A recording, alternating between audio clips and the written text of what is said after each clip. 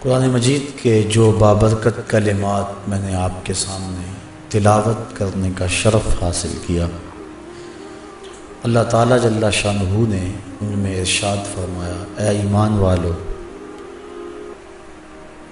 اللہ کا کثرت سے ذکر کرو۔ ذکر یاد کرنے کو کہتے ہیں۔ اللہ تعالیٰ جل شانہ کا ذکر کیا مفہوم رکھتا ہے؟ میرے خیال کے مطابق حضرت شیخ مجدد الفسانی علیہ رحمہ کا قول اس پہ قول فیصل ہے۔ آپ فرماتے ہیں، حقیقت الذکر رفع الغفلہ، ذکر کی حقیقت یہ ہے کہ غفلت زائل ہو جائے، ایک آن کے لیے بھی اپنے رب سے بندہ غافل نہ رہے، یہ مقصود ہے۔ چونکہ اگر غفلت زائل ہو گئی تو بندہ ہر لمحہ ہر آن ذاکر ہے، اس کی زبان ذکر کر رہی ہے یا نہیں۔ یہ آگے صورتیں ہیں ذکر کی، ذکر لسانی، ذکر قلبی، ذکر روحی، ذکر سری، ذکر خفی، ذکر اخفا، یہ اقسام ذکر ہے۔ لیکن حقیقت ذکر غفلت کا زائل ہو جانا ہے، ایک دم بھی بندہ اپنے مالک سے غافل نہ رہے۔ اور حضرت سلطان باہو علیہ رحمہ فرماتے ہیں، جو دم غافل سو دم کافر، سن مرشد اے ہو پڑھایا ہو، ایک لمحہ بھی اس کی یاد سے غافل نہ رہو، چونکہ غفلت موت ہے، دل کو برباد کر کے رکھ دیتی ہے۔ اللہ کے محبوب علیہ السلام نے ارشاد فرمایا، الشیطان جاسم علی قلب ابن آدم فاذا ذکر اللہ خنسا واذا غفل وسوسا۔ شیطان اولاد آدم کے دل پہ قبضہ جما کے بیٹھ جاتا ہے، جب یہ اللہ کا ذکر کرتا ہے تو بھاگ جاتا ہے، اور جب یہ ذکر الہی سے غافل ہوتا ہے تو دل میں وسواس ڈالنا شروع کر دیتا ہے۔ ملا علی قاری علیہ رحمہ مرقات میں اس حدیث کے تحت لکھتے ہیں، کیا وسوسہ سبب ہے غفلت کا یا غفلت سبب ہے وسوسے کا؟ بندہ غافل ہوتا ہے تو شیطان وسوسے ڈالتا ہے، یا شیطان وسوسے ڈالتا ہے تو بندہ غافل ہوتا ہے؟ غفلت کی وجہ سے وسوسہ پیدا ہوتا ہے یا وسوسے کی وجہ سے غفلت پیدا ہوتی ہے؟ ان دونوں میں سے کیا ہے؟ تو آپ فرماتے ہیں کہ حدیث کے لفظ ہیں، اذا غفل وسوسہ، جب بندہ غافل ہوتا ہے تو شیطان وسوسے ڈالتا ہے، اس لیے یہ غافل نہ ہو تو شیطان کو موقع ہی نہ ملے۔ تو اس کو ہر وقت اپنے رب کے ذکر میں رہنا ہوگا تاکہ شیطان اس کے اوپر قابض نہ ہو سکے۔ پھر ہر عضو بدن کا ایک الگ ذکر ہے۔ میں نے کل کی نشست میں علامہ اقبال کے روحانی مرشد مولانا روم نے جس شخص کی مدح و ستائش کی، حضرت شیخ فرید الدین عطار، اس کا تذکرہ آپ کے سامنے رکھا تھا۔ شیخ فرید الدین عطار فرماتے ہیں کہ ہر عضو بدن کا الگ ذکر ہے۔ فرماتے ہیں، کان کا ذکر استماع قول حق، ذکر گوش، اللہ کے قول کو سننا، یہ کان کا ذکر ہے۔ تسبیح و تحلیل کرنا، یہ زبان کا ذکر ہے۔ قدرت الہی میں غور و فکر اور تدبر کرنا، یہ آنکھ کا ذکر ہے۔ دکھیوں مصیبت زدوں کی مدد کرنا، یہ ہاتھ کا ذکر ہے۔ مسجد کی طرف اور نیک مجالس کی طرف چل کے جانا، یہ پاؤں کا ذکر ہے۔ اپنے مالک کے لیے تڑپنا، اس کی آرزو میں مچلنا، یہ دل کا ذکر ہے۔ تو ہر عضو بدن کا ایک الگ ذکر ہے، اور اس عضو بدن کو اس ذکر میں مصروف رہنا چاہیے، اور کثرت سے ذکر اللہ کی رحمتوں کا بندے کو حقدار بناتا ہے۔ میرے اور آپ کے آقا و مولا حضور ختم المرتبت صلی اللہ علیہ وآلہ وسلم نے ارشاد فرمایا، ذاکر اللہ فی الغافلین کا شجرۃ الخضراء فی وسط الحشیم، غافلوں میں اللہ کا ذکر کرنے والا ایسا ہے جس طرح سوکھی سڑی گھاس کے اندر شجر سایہ دار ہوتا ہے۔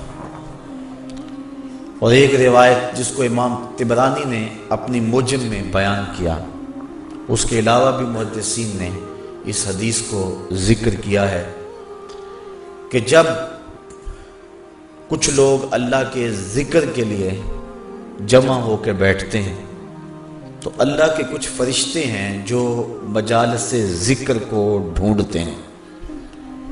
ان کی تخلیق کا مقصد یہ ہے کہ مجالس ذکر میں جائیں، آفاق کے کونے کونے اور گوشے گوشے میں وہ سیر میں رہتے ہیں ہر وقت، اور جہاں مجالس ذکر ملیں وہ پہنچ جاتے ہیں۔ تو جب کسی جگہ پہ ذکر ہو رہا ہو تو وہ فرشتے پہنچتے ہیں وہاں اور اپنے نوری پروں سے اس محفل کو ڈھانپ لیتے ہیں، اور اس غرض سے اور گھومنے والے فرشتوں کو آواز دیتے ہیں۔ وہ آواز بھی بیان فرمائی حدیث میں، کہتے ہیں ہلموا الی بغیتکم، ہلموا الی حاجتکم، اور میاں جس کو تم ڈھونڈ رہے ہو وہ تو یہاں ہے، ادھر آ جاؤ، تمہاری چاہت یہاں ہے۔ تو فرشتے پھر وہاں جمع ہونا شروع ہو جاتے ہیں، یہاں تک کہ اس مجلس سے لے کر آسمان تک فرشتوں کی قطاریں لگ جاتی ہیں۔ جو ذکر ہوتا ہے اس کو لے کر اپنے رب کے حضور فرشتے حاضر ہوتے ہیں، باوجود علم کے اللہ تعالیٰ پوچھتا ہے میرے فرشتوں کہاں سے آئے ہو؟ عرض کرتے ہیں مالک فلاں جگہ کچھ لوگ تیرے ذکر میں بیٹھے ہوئے تھے۔ اللہ تعالیٰ جل شانہ ارشاد فرماتا ہے کہ وہ میرے بندے کیا کرتے تھے؟ یا اللہ تیری تسبیح بولتے تھے، تیری بڑائی اور بزرگی بیان کرتے تھے۔ اچھا فرشتوں وہ چاہتے کیا تھے؟ مالک تیری جنت کے طالب تھے۔ اللہ تعالیٰ ارشاد فرماتا ہے کیا انہوں نے میری جنت کو دیکھا ہے؟ عرض کرتے ہیں مالک نہیں دیکھا۔ ارشاد ہوتا ہے اگر دیکھ لیتے؟ فرشتے عرض کرتے ہیں مالک پھر تو شدید اشتیاق ہوتا۔ اچھا اور کیا چاہتے تھے؟ یا اللہ تیرے دوزخ سے پناہ مانگتے تھے، میرے دوزخ کو انہوں نے دیکھا ہوا ہے؟ یا اللہ دیکھا نہیں۔ اگر دیکھ لیتے تو پھر تو بہت زیادہ ڈر اور خوف ان کے سینے میں آ جاتا۔ اللہ تعالیٰ ارشاد فرماتا تم گواہ ہو جاؤ میں نے اپنے ان بندوں کی مغفرت فرما دی۔ جب فرشتوں کو یہ مجدہ جاں فضا ان بندوں کی بخشش و مغفرت کا ملتا ہے تو وہ عرض کرتے ہیں کہ مالک اس مجلس کے اندر کچھ لوگ اس غرض سے نہیں آئے تھے، مجلس میں موجود کچھ لوگوں سے انہوں نے ملنا تھا، تو وہ ان کے انتظار میں آ کے مجلس کے کونے میں بیٹھے رہے کہ جب وہ فارغ ہوں گے تو ہم ان سے ملیں گے۔ تو ان کا مقصد اور مقصود اس میں آنا نہیں تھا۔ تو اللہ تعالیٰ ارشاد فرماتا ہے کہ میرے بندوں میں نے اپنے ان بندوں کو بھی بخش دیا۔ کیوں؟ ہم القوم لا یشقی جلیسہم، کہ یہ ذکر کرنے والے ایسی قوم ہیں کہ جن کے پاس بیٹھنے والا بھی بدبخت نہیں رہتا۔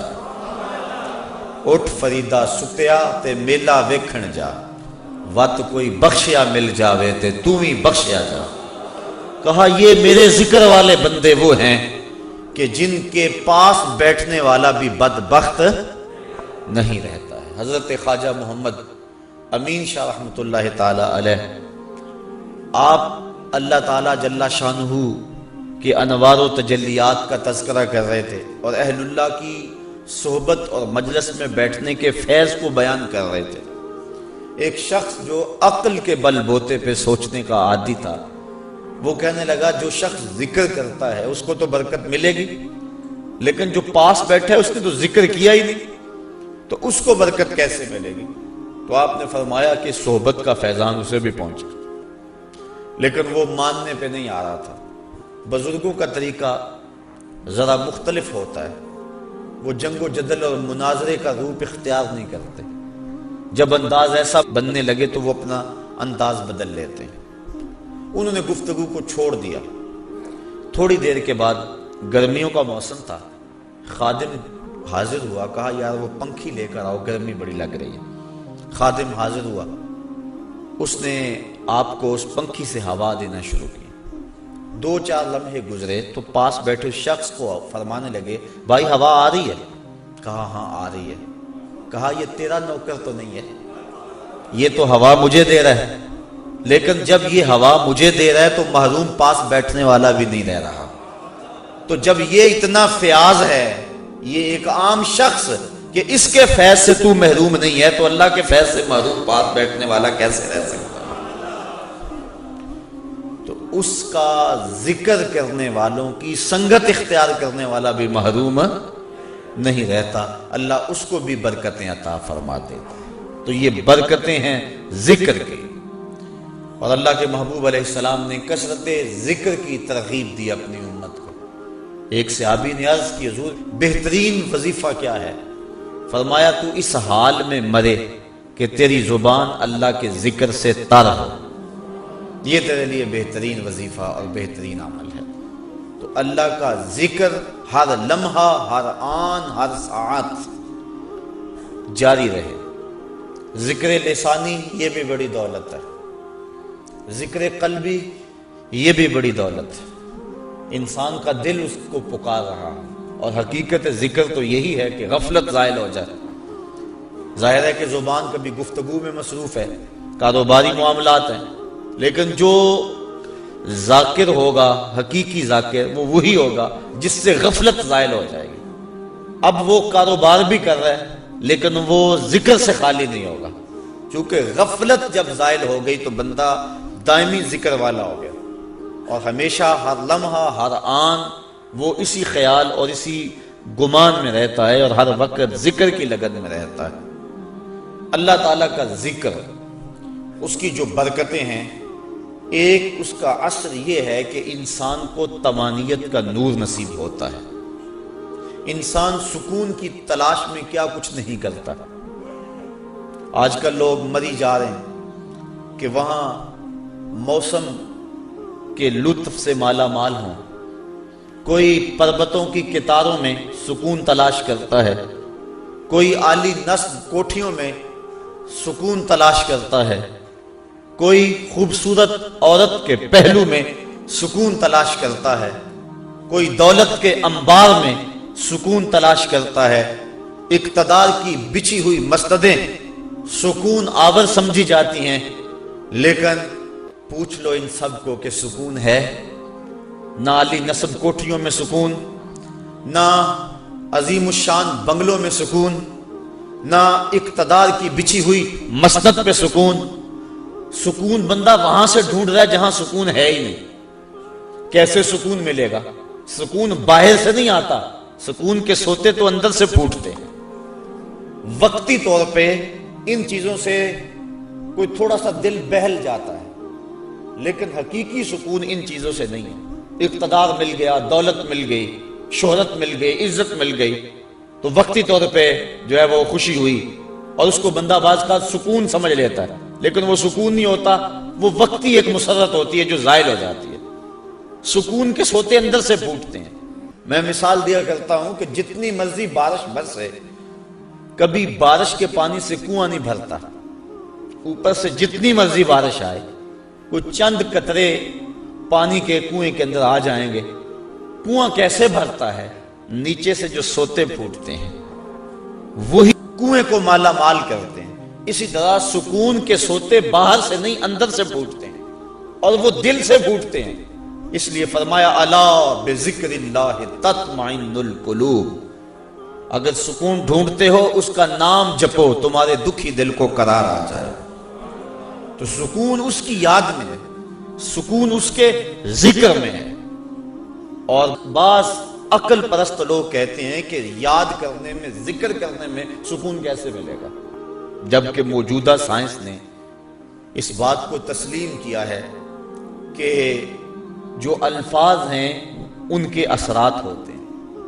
آپ پھول کا نام لیں تو طبیعت میں خوشی آئے گی کہ نہیں آئے گی؟ کسی اپنے عزیز دوست کا تذکرہ چھیڑ دیں، ماں کا تذکرہ چھیڑ دیں، باپ کی باتیں کرنے لگ جائیں تو طبیعت میں تسکین آئے گی. خوشبو کی باتیں چھیڑیں تو ماحول میں ایک خوشبو پھیل جائے گی. لیکن اگر کسی کریہ المنظر شخص کی بات چھیڑ دیں، کسی ظالم کا تذکرہ چھیڑ دیں، کسی قتل کی کہانی کو چھیڑ کے بیٹھ جائیں، ظلم، جبر اور بربریت کی کسی بات کو چھیڑ کے بیٹھ جائیں تو اثرات اس طرح کے ذہن میں مرتب ہوں گے. کسی پرانے دکھ کی بات چھیڑیں تو ان باتوں میں وہ دکھ تازہ ہو جائے گا. کسی خوشی کا تذکرہ کریں تو چہرے پہ مسرت پھیل جائے گی. دکھ زیادہ ہو جائیں بات مدینے کی چھیڑ دیں، دکھ دور ہوں گے کہ نہیں ہوں گے؟ حضرت شیخ شبلی علیہ رحمہ بہت بڑے بزرگ گزرے ہیں. آپ معارف اسم ذات بیان فرما رہے تھے کہ اللہ کا نام لینے سے دل میں سکون آتا ہے اور دل کی کیفیت بدلتی ہے، من میں اجالے اور روشنیاں پیدا ہوتی ہیں. ابو علی سینا جو اس دور کا بہت بڑا فلسفی تھا وہ اس مجلس میں موجود تھا. وہ کہنے لگا یہ آپ نے عجیب بات کہہ دی، اللہ تعالیٰ کی ذات تو مؤثر ہے لیکن نام میں کیا رکھا ہے؟ ہمارے جو فلسفی حضرات ہیں وہ ہر چیز کی 4 شکلیں بیان کرتے ہیں. ہر شے کی 4 شکلیں ہیں، ایک شکل خارجی، ایک شکل ذہنی، ایک شکل کتابی اور ایک شکل لفظی. مثال کے طور پہ ہم آگ لفظ بولیں، ایک آگ تو وہ ہے جو باہر روشن اور جل رہی ہے، اس میں ہاتھ لگائیں گے تو جل جائے گا ہاتھ. دوسری آگ وہ ہے جو زبان سے لفظ آگ ہم بول رہے ہیں. تیسرا جب لفظ آگ کہیں گے تو دماغ میں اس کا تصور آئے گا. اور چوتھا کاغذ کے اوپر آگ چھاپ دیں، اس کی تصویر بنا دیں تو یہ شکل کتابی ہو. اس میں اصل شکل جو ہے وہ اس کی شکل خارجی ہے. اس طرح وہ فلسفی حضرات کہتے ہیں کہ ہر شے کی 4 شکلیں ہیں. حقیقی شکل شکل خارجی ہی ہوتی ہے. آگ کہنے سے ہونٹ نہیں جلیں گے، کاغذ پہ آگ کی تصویر چھاپ دیں تو اس سے کاغذ جل نہیں جائے گا. آگ کا تصور کرنے سے ذہن جلے گا نہیں، لیکن وہ جو خارج میں آگ موجود ہے اس میں ہاتھ لگائیں گے، اس کے قریب جائیں گے تو ہاتھ بھی جلے گا اور آپ کو تپش اور حدت کا احساس بھی ہوگا. تو وہ خارجی جو اس کی صورت ہے وہی اس کی صورت اصلی ہے، باقی اعتباری صورت ہے. تو وہ کہتے ہیں اللہ کی ذات تو مؤثر ہے لیکن نام کہنے سے، نام لینے سے کیا ہوگا؟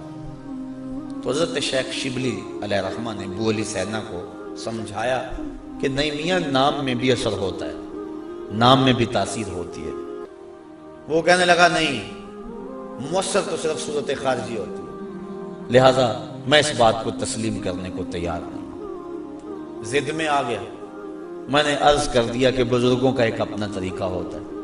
تو حضرت شیخ شبلی تھوڑا سا غصے میں آ گئے اور فرمانے لگے ابو علی سینا میں تیرے سے کیا بات کروں، تو تو گدھا ہے. اس کے سرخیاں آ گئی چہرے پہ، غصے سے لال پیلا ہو گیا. مجھے گدھا کہا بھری مجلس میں، اتنا بڑا فلسفے کا امام، زمانہ میرے نام کا معترف، اتنی کتابیں میں نے لکھی. تو حضرت شیخ شبلی مسکرا پڑے، فرمانے لگے دیکھا نا گدھے کے نام سے تیرے چہرے کا رنگ بدل گیا. تو کہا جب گدھے کے نام میں اتنا اثر ہے کہ تیرے چہرے کا رنگ بدل سکتا ہے تو کیا اللہ کا نام لینے سے دل کا رنگ نہیں بدل سکتا؟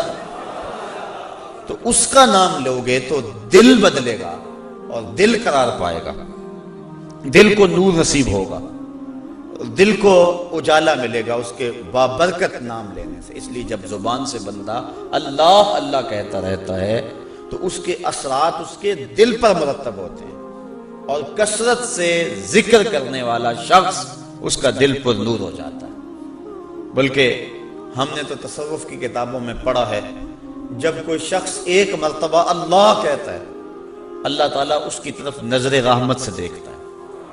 اور جس کی طرف اللہ تعالیٰ نظر رحمت سے دیکھ لے اس کے 70 گنا جل کے راکھ ہو جاتے ہیں۔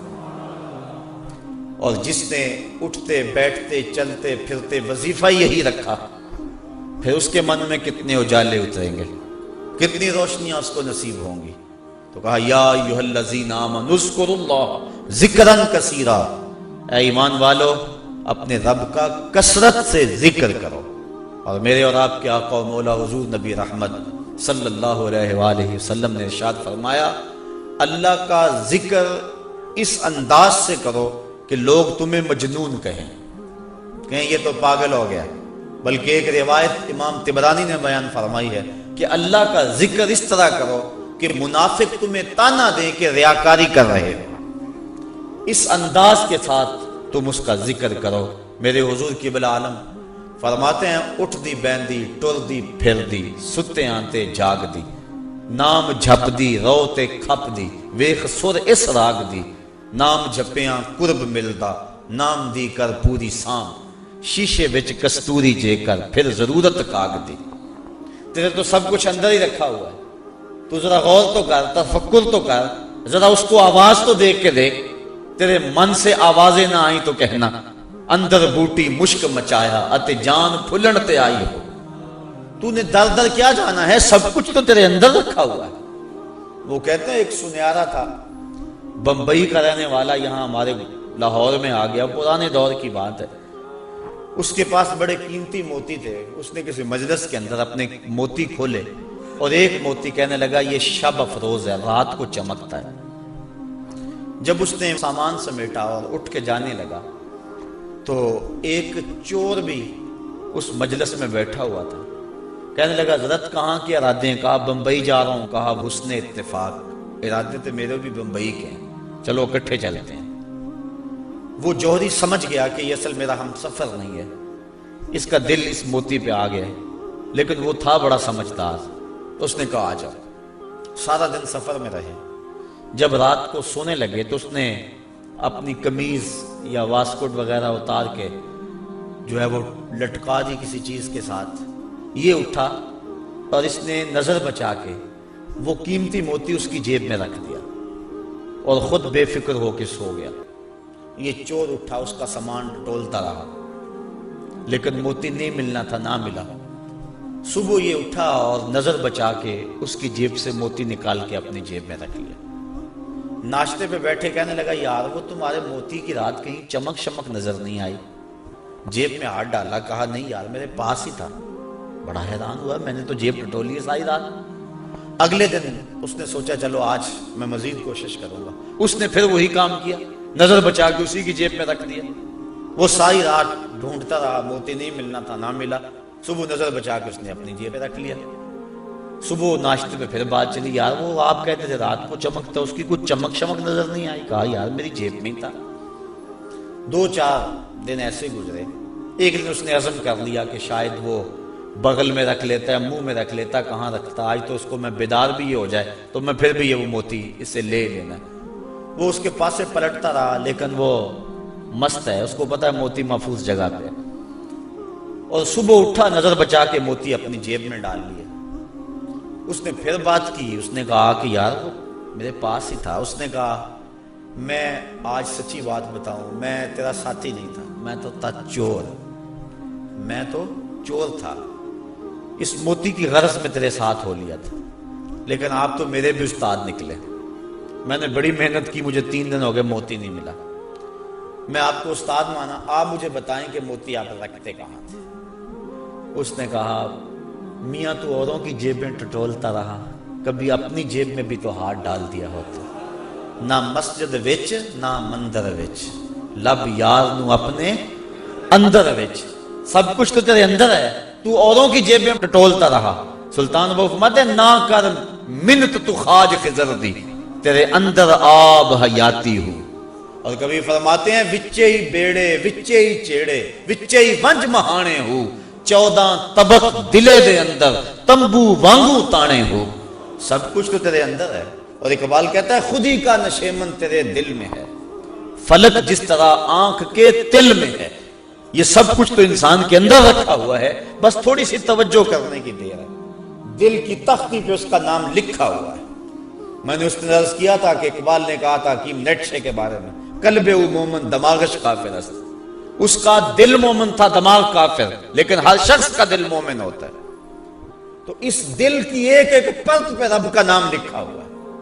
اور کافر کو کافر اس لیے کہتے ہیں کہ وہ اس حقیقت کو چھپا دیتا ہے۔ یہ جو کاشتکار زمین کو کھود کر اس کے اندر بیج رکھتا ہے نا، اس کو بھی عربی میں کافر کہتے ہیں، کاشتکار کو بیج کو چھپانے والا۔ تو کافر کو کافر اس لیے کہتے ہیں کہ وہ حق کو چھپاتا ہے۔ تو ہمارے سینے کے اندر ہمارے رب کا نام موجود ہے، اور دل تو ٹھکانہ ہی اس کا ہے، دل تو بنایا ہی اس لیے ہے کہ یہ اللہ کا عرش بنے۔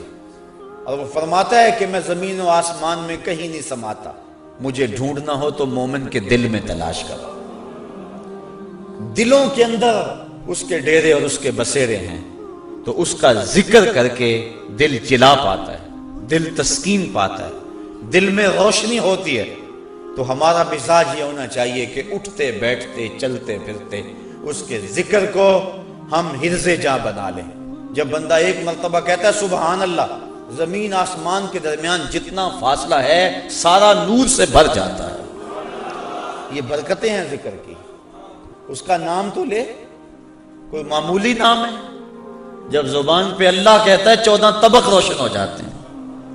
یہ اتنا بڑا نام ہے، یہ اتنا بڑا وظیفہ ہے کہ اس سے بڑا کیا وظیفہ ہو سکتا ہے؟ اس کا نام، اس کا ذکر۔ تو فرمایا اللہ کا ذکر اتنی کثرت سے کرو کہ لوگ تمہیں کہیں مجنون ہیں، اور منافق تمہیں ریاکاری کے تانے دے۔ تم اٹھتے بیٹھتے چلتے پھرتے اس کے ذکر کو حرز جاں بنائے رکھو، یہی تمہارا سرمایہ ہے، یہی تمہارا وظیفہ ہے۔ دکھے ہوئے دل کا بھی یہی علاج ہے، پریشان خاطری کا بھی یہی علاج ہے۔ اندر کی کالک اس کے ذکر سے دھلتی ہے۔ حضور فرمایا لکل شیء سقالۃ وسقالۃ القلوب ذکر اللہ۔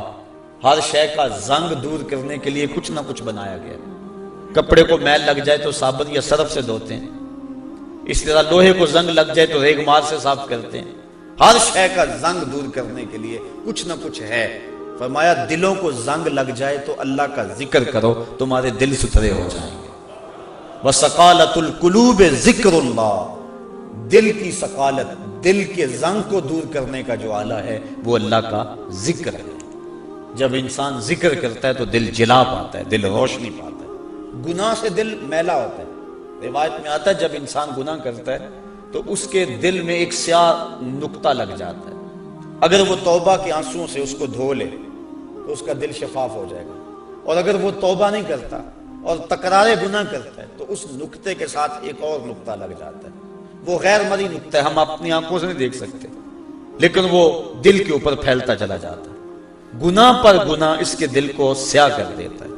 پھر ایک ایسا موقع بھی آتا ہے کہ اسے بدی اور نیکی میں تمیز ختم ہو جاتی ہے۔ جو شخص پکا نمازی ہو، نماز چھوٹ جائے اس کی تو اس کی زندگی میں جو چین ہوتا ہے وہ لٹ جاتا ہے۔ جتنی دیر تک نماز پڑھ نہیں لیتا اتنی دیر تک اسے سکون نہیں آتا۔ جس شخص کے ضمیر پر ظلم کا داغ نہ ہو، وہ کسی کو گالی بھی دے بیٹھے تو خود پریشان ہو جاتا ہے، کسی کو تھپڑ بھی مار بیٹھے تو خود پریشان ہو جاتا ہے۔ جتنی دیر تک اس سے معذرت نہیں کرتا اسے سکون نہیں آتا۔ اسی طرح اللہ تعالیٰ نے یہ دل کو پاک پیدا کیا ہے، یہ ہم نے آ کے اس کو گندا کیا ہے۔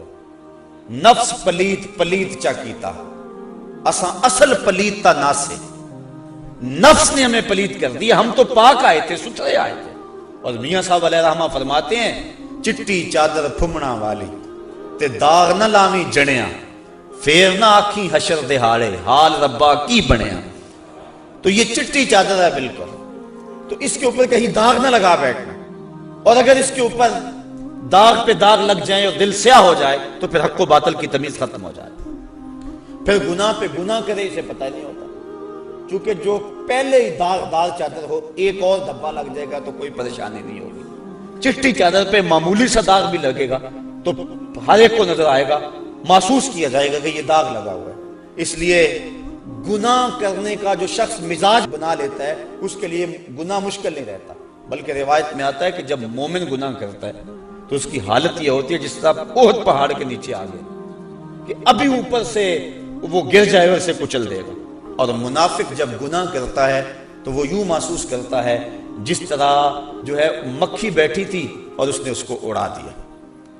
تو ہم دیکھیں کہ ہمارا دل کہیں اتنا سیاہ تو نہیں ہو گیا, اللہ کے حکموں کو توڑے ہمیں پرواہ نہ ہو, نماز چھوڑے ہمیں پرواہ نہ ہو, آنکھ بھٹک رہی ہو ہمیں پرواہ نہ ہو, خیال بہک رہا ہو ہمیں پرواہ نہ ہو, زبان گند بول رہی ہو ہمیں پرواہ نہ ہو, ذہن غلط سوچ رہا ہو ہمیں پرواہ نہ ہو, کسی پہ ظلم جبر کا بازار گرم کیے ہوئے ہوں, کتنوں کے دل توڑ رہے ہوں, کتنوں کو ستا رہے ہوں, اور پھر بھی چین کی نیند سو جائیں, پھر اس کا مطلب یہ ہے دل سیاہ ہو گیا ہے. کہ کسی کو دکھ دے کر بھی دکھ نہیں ہوتا, کسی کو اذیت دے کر بھی تکلیف نہیں ہوتی, کسی کا مال لوٹ کر اور خون پی کر بھی آرام سے یہ سو جاتا ہے.